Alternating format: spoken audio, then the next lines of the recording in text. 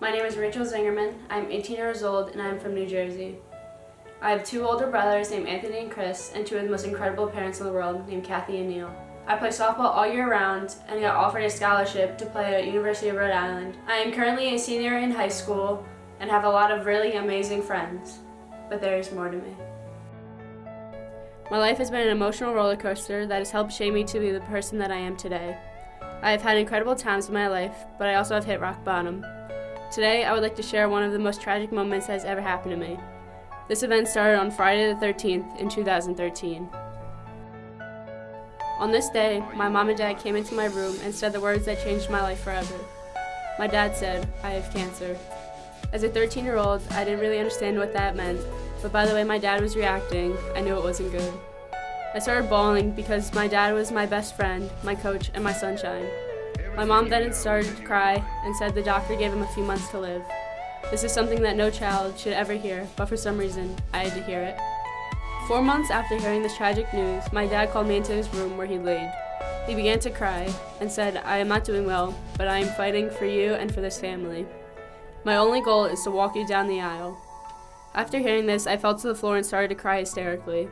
I would yell to God, "Why me? Why do you have to take my dad from me?" During this hard time in my dad's life, he turned to God. Every day when he woke up, he would go outside, take a deep breath, and stare up to the sun. He always told me that God was behind the sunshine, smiling down and watching over us. He believed that the sun was heaven. One random day in November, my dad walked into my room and handed me a rose and said, "God cured me today. I am cancer-free." The doctors gave my dad 2 months to live, but here he is 2 years later telling me that he's going to be okay. At that moment in my life, I could see clearly again. My family would be whole once again, and my sunshine was finally out of pain. Every morning after that, I would catch my dad outside, staring up at the sun, just saying thank you to God. One day when I walked out to stand with him, he hugged me and says, "Do you feel the warmth of that sun today? That's God telling us that we are all going to be okay." January 25th, 2016, my life changed for the worse. I remember seeing the flashing lights outside of my window, and as I peeked through my door, I see my dad getting pushed away on a stretcher. When I finally went out of my room, I saw a broken vase on the floor, and next to it laid a rose. When we got to the hospital, we found out my dad's intestine had a hole in it from the chemo and radiation. 2 long days in the hospital go by, and I remember hearing an alarm go off in the waiting room. The doctors all ran to my dad's room and resuscitated him back to life. He was alive again, but he couldn't say anything and could barely move. I then got to go inside and talk to my dad for the last time. I remember saying, "Please don't leave me. I need you to walk me down the aisle." My dad started crying and I gave him one last hug. I then went back into the waiting room with my family and the doctor came back and gave us the news, "Your dad passed away." Growing up, my dad's nickname was Sunshine. He was the light on all the dark days. He inspired tons of people by just being himself. He was always happy, energetic, smiley, and just insane. He always went out of his way to help others and make sure everyone else was okay. If you were having a bad day, he would be the one to comfort you or tell you a joke. My brothers and I really admire this about my dad and always tried to mimic him. On January 27, 2016, my life changed forever. My father passed away due to pancreatic cancer. This was a very challenging time for my family and I. I felt alone, broken, hopeless, and depressed. I was a freshman, so I had no friends to turn to, and I was just mad at the world.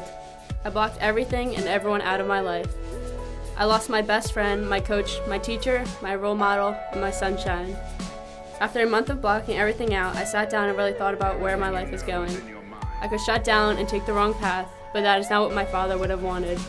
Instead of dwelling on the fact, I decided to live my father's life through mine. I decided to be Sunshine Rose and to step up and help others who are going through the same thing as me. I decided to keep fighting for my dreams and stay bold in the process. I still have bad days, but whenever I have those kind of days, I just think about all the amazing memories with my dad, whether it be playing softball, pranking people, or playing sports trivia in the hot tub. My dad was the best role model I could have ever asked for, and I'm blessed to call him my sunshine. I'm telling you this story because I want everyone to know that they are not alone.